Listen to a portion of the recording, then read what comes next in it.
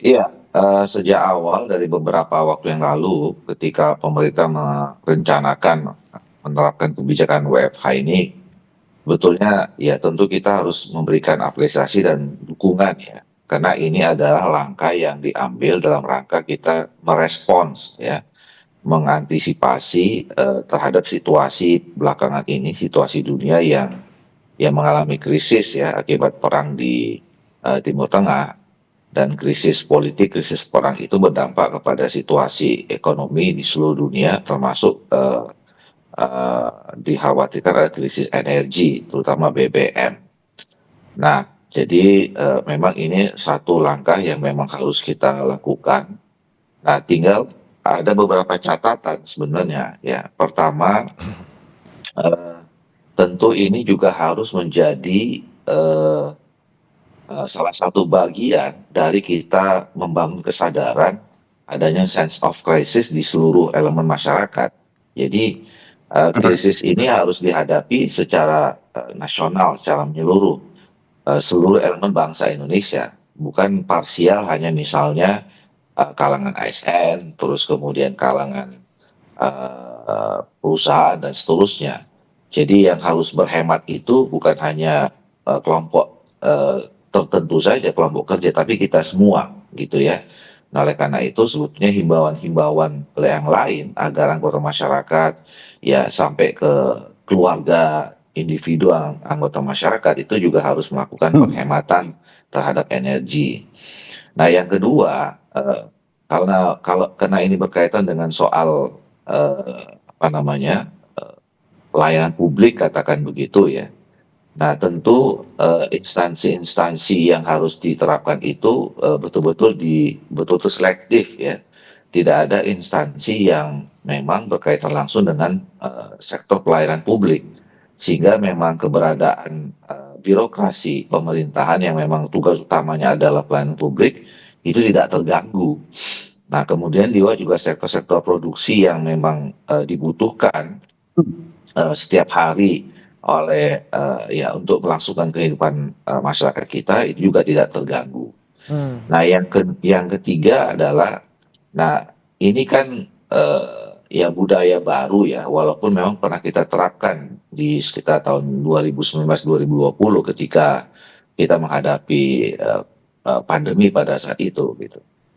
Tetapi ini pengawasannya juga tidak boleh tidak dilakukan gitu ya. Jadi misalnya pertama awalnya sebetulnya saya kurang setuju ketika ditetapkan di hari Jumat gitu Hmm. ya. Apalagi kalau disebutkan alasannya adalah bahwa hari Jumat itu adalah hari yang kurang produktif ya, atau beban kerjanya rendah. Itu salah satu alasannya. Nah, sebetulnya ya kita nggak boleh kemudian apa namanya menegaskan bahwa hari tertentu di dalam hari kerja itu adalah hari yang tidak produktif. Harusnya kan 5 hari kerja dalam seminggu yang sudah kita tetapkan Senin sampai Jumat, ya lima-limanya itu harus merupakan hari yang produktif. Hmm. Tidak ada yang dianggap, nah kalau misalnya dianggap nggak produktif ya diliburin aja gitu kan. Nah, yang kedua, kita khawatir ya kalau berendengan dengan hari libur Sabtu dan Minggu itu juga nanti menjadi tidak efektif karena mungkin bisa dijadikan menjadi long weekend gitu ya. Nah, Ya. jadi oleh karena itu, karena ini sudah ditetapkan ya, tentu yang harus diperkuat adalah fungsi pengawasannya. Ya. Nah, fungsi pengawasannya apa? Pertama terhadap tidak boleh ada penurunan produktivitas dan kinerja. Ya. Jadi ini bukan relaksasi gitu ya, bukan tidak bekerja, tapi tetap bekerja, cuma tempatnya saja yang berbeda gitu. Ya. Nah, makanya oleh itu kedua hal yang harus diawasi nanti. Pertama, harus ada memang penetapan tugas ya, konsep bagaimana mekanisme pelaksanaan work from home ini. Ya, jadi harus ada penugasan yang jelas, target kerjanya apa, Hmm. kemudian pengawasannya seperti apa dan evaluasinya apa. Yang diawasi apa? Dua. Oke. Yang pertama, apakah memang kerjanya sesuai target atau tidak. Yang kedua, itu dikerjakan benar di rumah apa tidak gitu. Jangan sampai kan sekarang orang bisa gampang aja kan kerja, bisa mengaku kerja di rumah tapi bisa kerja Ya, di mana-mana. Nah, kerja di mana-mana itu kan juga pada akhirnya berdampak kepada penggunaan BBM juga. Jadi targetnya nggak tercapai juga oke. gitu. Nah itu Takutnya yang nongkrong di harus kafe gitu dilakukan. Bang Doli ya, nongkrong di kafe atau Iya, jalan. iya, tentu itu adalah bagian dari konsekuensi ya. Jadi ketika kita mengambil kebijakan ini, segala sesuatunya memang harus dipersiapkan dengan baik.